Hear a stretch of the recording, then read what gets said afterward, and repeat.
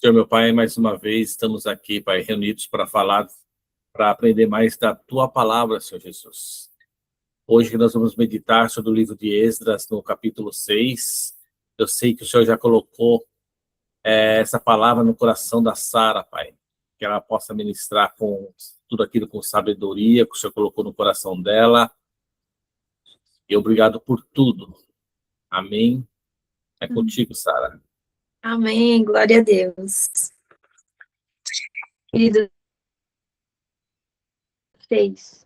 E na sexta passada a gente falou sobre o Esdras 4, né? Que a gente falou sobre a oposição, que o povo começou a construir o templo, e aí o rei mandou cancelar, né? Não vai construir.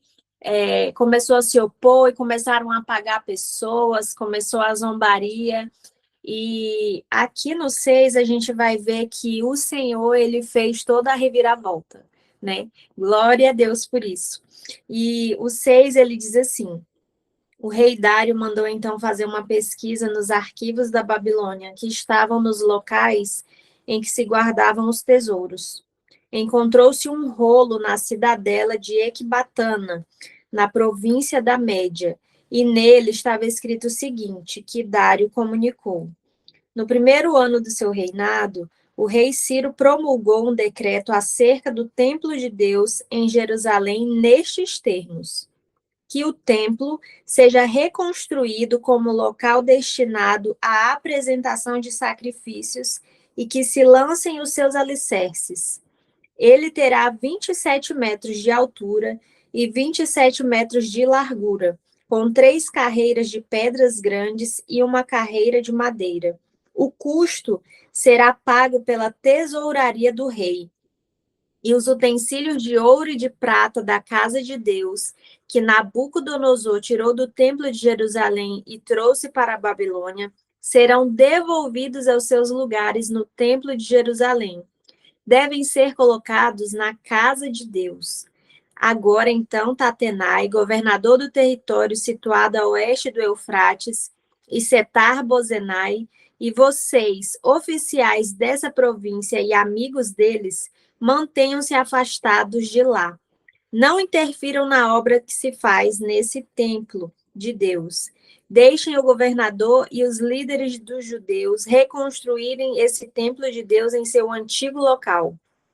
Além disso, promulgo o seguinte decreto a respeito do que vocês farão por esses líderes dos judeus na reconstrução desse templo de Deus. As despesas desses homens serão integralmente pagas pela tesouraria do rei, do tributo recebido do território a oeste do Eufrates, para que a obra não pare. E o que for necessário, novilhos, carneiros, cordeiros para os holocaustos oferecidos ao Deus dos céus, e trigo, sal, vinho e azeite, conforme for solicitado pelos sacerdotes em Jerusalém. Tudo deverá ser entregue diariamente a eles, sem falta, para que ofereçam sacrifícios agradáveis ao Deus dos céus e orem pelo bem-estar do rei e dos seus filhos. Além disso, determino que, se alguém alterar este decreto, atravessem-lhe o corpo com uma viga tirada de sua casa e deixem-no empalado, e seja a sua casa transformada num monte de entulho. E que Deus, que fez o seu nome ali habitar, derrube qualquer rei ou povo que estender a mão para mudar este decreto ou para destruir esse templo de Jerusalém. Eu, Dário, o decretei, que seja plenamente executado. Tendo recebido o decreto do rei Dário, Tatenai, governador do território situado a oeste do Eufrates, Setar-Bozenai e os companheiros deles o cumpriram plenamente. Dessa maneira, os líderes dos judeus continuaram a construir e a prosperar, encorajados pela pregação dos profetas Ageu e Zacarias, descendente de Ido. Eles terminaram a reconstrução do templo conforme a ordem do Deus de Israel e os decretos de Ciro, de Dário e de Artaxerxes, reis da Pérsia. O templo foi concluído no 3º dia do mês de Adar e no 6º ano do reinado de Dário. Então, o povo de Israel, os sacerdotes, os levitas e o restante dos exilados celebraram com alegria a dedicação do templo de Deus. Para a dedicação do templo de Deus, ofereceram 100 touros, 200 carneiros, 400 cordeiros e, como oferta pelo pecado de todo Israel, 12 bodes, de acordo com o número das tribos de Israel. E organizaram os sacerdotes em suas divisões e os levitas em seus grupos para o serviço de Deus em Jerusalém, conforme o que está escrito no livro de Moisés. Opa. No livro de Moisés. No início, no 14º dia do primeiro mês, os exilados celebraram a Páscoa. Os sacerdotes e os levitas tinham se purificado, estavam todos cerimonialmente puros. E os levitas sacrificaram o cordeiro da Páscoa por todos os exilados, por seus colegas sacerdotes e por eles mesmos. Assim, os israelitas que tinham voltado do exílio comeram do cordeiro, participando com eles todos os que se haviam separado das práticas impuras dos seus vizinhos gentios para buscarem o Senhor, o Deus de Israel. Durante 7 dias, eles celebraram com alegria a festa dos pães sem fermento, pois o Senhor os enchera de alegria ao mudar o coração do rei da Síria, levando-o a dar-lhe força para realizarem a obra de reconstrução do templo de Deus, o Deus de Israel. Glória a Deus, amém, queridos?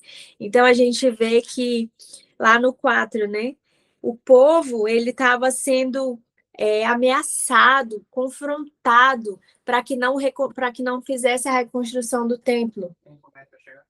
Não. Para que eles não construíssem o templo, né? Então, a gente vê o quanto Deus é poderoso, né? Como Deus muda as coisas. E aí eu me lembrei do versículo lá de Daniel 2, 21, 22, que diz assim: é Ele quem muda o tempo e as estações, remove reis e estabelece reis. Ele dá sabedoria aos sábios e entendimento aos inteligentes. Então, é o Senhor que muda tudo. O poder está nas mãos do Senhor, o controle de tudo está nas mãos do Senhor, né? Então, nós precisamos nos alegrar com tudo que acontece, porque tudo está nas mãos do Senhor, tudo está no controle das mãos do Senhor. A Bíblia diz que todas as coisas cooperam para o bem daqueles que amam a Deus. E eu acredito que muitas coisas que acontecem, muitas circunstâncias, às vezes são permissão de Deus para que Ele veja em nós qual é a nossa atitude, o que nós vamos entregar ao Senhor, né, perante essa situação. O que eu vou entregar ao Senhor diante dessa circunstância? Será que eu vou entregar numa situação de dificuldade, de afronta, né, de oposição, de que as coisas não estão dando certo? Será que eu vou entregar mais oração, mais fé? Será se eu vou entregar mais dedicação à palavra? Ou será se eu vou entregar mais murmuração, mais reclamação, né? Mais palavras que não devem ser ditas, né? Será se eu vou procurar fazer as coisas na força do meu braço? Então, nós precisamos ter esse entendimento de que Deus permite com que as coisas aconteçam, mas Ele está no controle dessas coisas. E qual é a minha reação diante disso? Como nós vamos reagir diante daquilo que o Senhor tem nos permitido passar, né? Porque nós, como cristãos, entendemos que nós estamos aqui na Terra por uma missão. O Senhor nos deu uma missão. E qual é a sua missão? Qual é a minha missão? Será se nós estamos plenamente cumprindo aquilo que o Senhor nos colocou para fazer? Será se temos nos alegrado mesmo diante das provações, mesmo diante do processo, que às vezes a gente fala muito do processo, né? Porque o processo não é fácil, né? Para vencer o processo é difícil. Mas como nós temos reagido diante disso? O que nós temos entregado ao Senhor diante disso, né? Porque estar lá no propósito vai ser bênção demais, mas o processo, né? Nós temos que caminhar com o Senhor durante o processo, nos alegrar com o Senhor durante o processo, nos dias bons e nos dias maus. Não desistir, mesmo que as pessoas fiquem em oposição contra aquilo que Deus nos deu. Porque da mesma forma que o povo recebeu oposição e teve que pausar a obra, o mundo ele vai se opor a nós, o mundo tem se oposto a nós como cristãos, né? O mundo ele está totalmente ao contrário daquilo que nós acreditamos, daquilo que nós precisamos viver. E como nós vamos reagir diante disso? Será se nós vamos permanecer firmes no princípio do Senhor? Será se vamos caminhar firmes na palavra do Senhor? Ou será se nós vamos nos amoldar ao mundo para que as coisas fiquem um pouco mais fáceis, né? Então, nós precisamos ter esse entendimento de que nós temos um propósito e nós precisamos caminhar rumo ao propósito, mesmo que nesse processo a gente passe por lutas, mesmo que por esse processo a gente passe por oposição, né? E aí a gente vê que mesmo passando por tudo aquilo que o povo passou, eles permaneceram firmes, eles estavam posicionados e foi encontrado, né? Já tinha tido um decreto antes que o templo deveria ser construído, né? O templo ele deveria ser construído, sim. Só que assim como eu vejo assim, né? Que assim como Deus ele endureceu o coração do faraó no Egito para que o povo passasse por tudo aquilo, tivesse todas as pragas, né? Mas durante esse processo, o povo ele foi enriquecendo porque os egípcios eles iam dando ouro, prata, eles iam dando as coisas para os hebreus, né? Então, mesmo diante da luta, da dificuldade, o Senhor ele vem nos abençoar e a gente vê isso aqui no final, né? No versículo 14. Ele diz assim: dessa maneira, os líderes dos judeus continuaram a construir e a prosperar. Então, mesmo construindo, eles estavam prosperando, eles estavam crescendo, eles estavam sendo abençoados, né? Então, a gente não pode ficar totalmente desanimados, para baixo, desistidos porque alguma coisa deu errado, porque alguma coisa não está dando certo. Nós temos que parar, respirar, buscar o Senhor, orar e dizer: Senhor, o que o Senhor quer que eu faça aqui? Qual deve ser a minha atitude diante disso? Qual resposta que o Senhor espera de mim aqui, né? Por quê?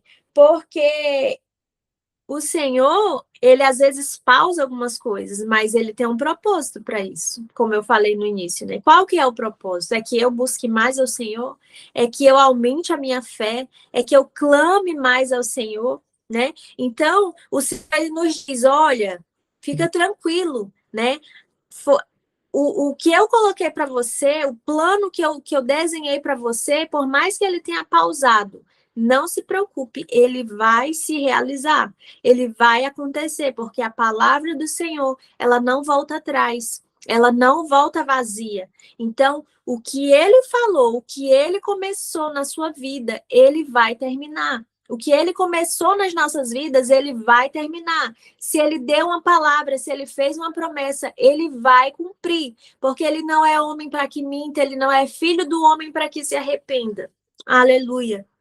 Então, nós precisamos ter essa certeza de que o Senhor, ele vai fazer, o Senhor vai cumprir a palavra dele, né? Então, a gente viu ali que o rei, ele mandou, eles viram que tinha um decreto, e o que aconteceu? O rei mandou procurar o decreto, o rei Dário disse: não, vamos procurar o decreto. E já estava liberado que a construção acontecesse, né? Já tinha sido liberado, só não estava sendo visível aos olhos. Por quê? Porque o inimigo ele vai querer se levantar. O Senhor te deu uma palavra, o Senhor te deu uma promessa, mas o inimigo ele vai querer se opor. E aí o Espírito Santo me lembrou agora de Daniel, né? Quando Daniel começou a orar no primeiro dia que ele iniciou o propósito, e quando o anjo chegou no final, ele disse: olha, no primeiro dia o Senhor ele já ia responder o teu pedido. Só que as forças das trevas, elas se levantaram para impedir que você recebesse. E da mesma forma acontece conosco. O inimigo, ele não vai ficar quieto, ele vai querer se opor, ele vai querer se levantar, ele vai querer fazer alguma coisa para aqui, para que a gente desanime, para que a gente não acredite, desacredite da palavra que o Senhor deu, né? Então, o que é que nós temos que fazer? Nós temos que nos posicionar e ficar ali firmes, esperando o tempo oportuno de Deus, né? Porque para tudo há um tempo determinado. Então, nós precisamos esperar o tempo oportuno de Deus. Tem coisas que Deus já falou para você, né? E aí, porque o tempo está demorando, o tempo está passando, aí você diz, eu acho que Deus já se esqueceu. Eu acho que Deus não vai fazer. Mas Deus não esquece da promessa.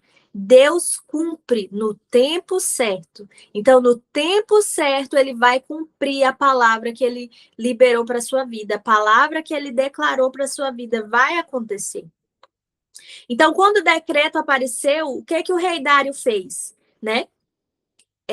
Ele leu o decreto que tinha sido dito e ele disse assim, cumpra-se plenamente da forma como estava ali, né? Da forma como estava escrita. E não era só uma construção, não era só dizer assim, vai lá e deixa eles construir, né? Não, ele fez além, né? Ele fez com que os inimigos que antes estavam se opondo, que estavam afrontando, agora eles iam financiar a construção daquele templo. E da mesma forma Deus vai fazer nas nossas vidas. A gente acha que está dando tudo errado, que o inimigo está se opondo, que as coisas não estão dando certo. Mas o Senhor vai levantar pessoas para te ajudar, para te incentivar, para financiar o teu propósito. Em nome de Jesus. Então, não pare, não desista, não fique desistido. Não fique achando que as coisas não vão acontecer, porque elas vão acontecer e vão acontecer muito melhor do que aquilo que você planejou, do que aquilo que você achou que seria a melhor forma, porque o Senhor, ele tem a característica, né, maravilhosa de nos surpreender. Ele sempre faz além daquilo que nós pedimos ou pensamos, daquilo que nós desejamos no nosso coração, que só ele conhece. Ele sempre faz além. Então, o rei, ele disse assim, vocês vão financiar a construção deles e vão levar tudo o que eles precisam. Se é para levar carneiro, vai levar carneiro, vai levar cordeiro, vai levar azeite, né? Ele diz aqui no versículo 8, 9, e ele disse assim, não, 8. Além disso, promulgos vocês farão por esses líderes dos judeus na construção desse templo de Deus. As despesas desses homens serão integralmente pagas pela tesouraria do rei. Então, os reis anteriores que antes estavam, né, dizendo, a gente vai parar de receber os tributos, vai diminuir as taxas, e aí vocês, né, são um povo rebelde, não vão construir. Agora o que eles fizeram? Agora o que o rei Dário fez? Vão construir o templo e vão construir o templo com as despesas da tesouraria do rei, dos tributos recebidos do território, para que a obra não pare. E o que for necessário, novilho, carneiro, cordeiro, vinho, sal, azeite, tudo o que os sacerdotes pedirem, entregue diariamente a eles, sem falta. Então, eu vejo assim um cenário onde tudo era contrário, né? Tava tudo dando errado, sabe? Aquele momento que ele diz assim, meu Deus, eu não aguento mais. E o Senhor diz assim, calma, espera mais um pouco, tem paciência mais um pouco, eu estou contigo, eu estou no controle. E quando a gente espera, quando a gente crê e confia, o Senhor, ele faz além. Né? O Senhor faz com que o inimigo que estava nos afrontando, ele venha nos servir, ele venha nos honrar, porque Deus é um Deus fiel. E a obra voltou a andar, a obra continuou e a promessa se cumpriu. Né? Depois de tudo aquilo, o templo ele foi finalizado. O que foi parado foi concluído. Porque Deus não começa algo para deixar pela metade. O Senhor ele não é um Deus de começar e parar no meio do caminho. O Senhor, quando ele começa algo, ele termina, ele vai aperfeiçoando, e assim ele tem feito conosco. Ele vai nos aperfeiçoar até a vinda de Jesus. Então, se ainda não terminou, é porque Deus está trabalhando. Se o propósito que você tem com o Senhor ainda não finalizou, é porque o Senhor ainda está trabalhando, o Senhor ainda está construindo, né? Então, vamos crer, vamos declarar e profetizar aquilo que a palavra diz, né? Se o Senhor fez com aquele povo, o Senhor ele vai fazer conosco, ele pode fazer conosco, né? Mas nós precisamos crer na palavra, nós precisamos declarar a palavra e dizer que confiamos no Senhor e verdadeiramente confiar no Senhor, né? Então, o Senhor ele vai fazer aquilo que ele diz, né? Se você crê que o Senhor vai fazer, ele vai fazer, porque a palavra dele não mente, ele não muda, né? A Bíblia diz que todos os céus e terras passarão, mas a palavra do Senhor, ela permanece para sempre. Então, se ele liberou a palavra ela vai acontecer, porque o Senhor não deixa, não começa algo para ficar pela metade. Amém? Então, creia, né? E no final, eu fiquei tão feliz com o final, por quê? Porque eles celebraram a Páscoa, né? E aí eu fiquei meditando, eu digo, às vezes não é sobre uma construção, né? Não era só construir, mas o Senhor, ele queria renovar a intimidade com aquele povo, né? O Senhor, ele queria intimidade com aquele povo. Para que o templo estava ali sendo construído? Para que o Senhor estivesse perto, para que eles viessem para perto do Senhor, para que eles buscassem ao Senhor. E aí o que eu pego para mim, o que eu entendo para nós é que o Senhor está o tempo todo querendo ter intimidade conosco.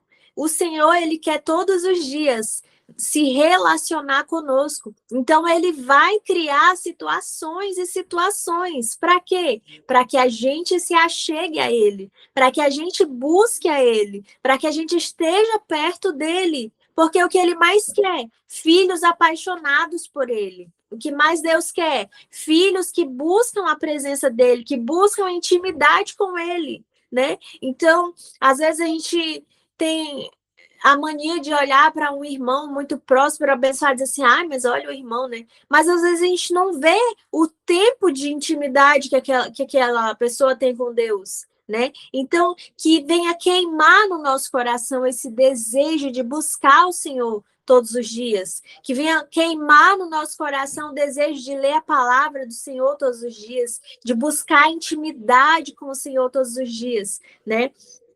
Para que o Senhor ele esteja cada vez mais pertinho de nós, assim como um pai, né? Eu creio que quanto mais perto nós estivermos dele e mais perto ele estiver de nós, a gente vai precisar pedir tão pouco, sabe? Porque ele vai suprir as nossas necessidades de uma forma que a gente não vai precisar nem falar. Porque a gente vai estar tão perto, e buscando a face dele, estando ali junto, que ele vai dizer, meu Deus, aqui, meu filho, tá aqui, meu filho, sabe? Então, às vezes a gente quer lutar tanto com a força do nosso braço, querendo as coisas, conquistar isso, conquistar aquilo, e a única coisa que ele está dizendo é, meu filho, eu só quero estar junto com você. Eu só quero a intimidade com você. Eu quero um relacionamento de pai e filho. É isso que eu quero, sabe? Um relacionamento de pai e filho verdadeiro, né? Não aquele relacionamento do mundo que foi quebrado com o pecado no Éden, né? Mas um relacionamento restaurado, transformado, de pai que ama o filho, de filho que ama o pai, de um filho que confia no seu pai, sabe? Que busca o seu pai. Então, que essa palavra ela venha ministrar nos nossos corações, né? Que o Espírito Santo venha continuar ministrando nas nossas vidas em nome de Jesus. Amém? Então, se Deus falou, queridos, vai acontecer. Se Deus prometeu, ele vai cumprir, não importa o tempo que vai passar.